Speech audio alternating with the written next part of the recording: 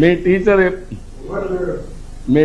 లేదా ఎవరు లేరా కారా రాజకీయ నాయకులు ప్రజాసేవకులు గారా ప్రజాప్రతినిధులు కూడా కావాలి. మీరు చదువుకున్న వాళ్ళందరూ స్వార్థంతో ఉద్యోగాలే చూసుకుంటే రాజకీయాలు అందరినీ శాసిస్తాయి, మన జీవితాలు మారుస్తాయి. ఇప్పుడు నేను తల్లికి వందనం ఇచ్చాం, మినిస్టర్ గారు ఉన్నారు, ఆయన కూడా చదువుకున్నాడు, బాగా మంత్రి అయ్యాడు. ఇప్పుడు తల్లికి వందనం ఇచ్చాడా? ఇది ఒక ప్రభుత్వ విధానం అవునా కాదా? ఎట్లొచ్చింది? ఆయన ఆలోచనలో నుంచి వచ్చింది, అవునా కాదా? ఇప్పుడు మీకు టెక్నాలజీ పెట్టాడా? మీ ఇంటికి నేరుగా మీరు స్కూల్కి రాకపోతే ఇంటికి మెసేజ్ వెళ్ళిపోతుంది. 10 గంటల స్కూల్ స్టార్ట్ అయితే 10:30కు మీ అమ్మ నాన్నకి మెసేజ్ వెళ్ళిపోతుంది.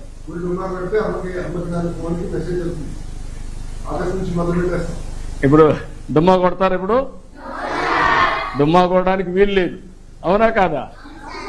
అది I wish all the best, good luck.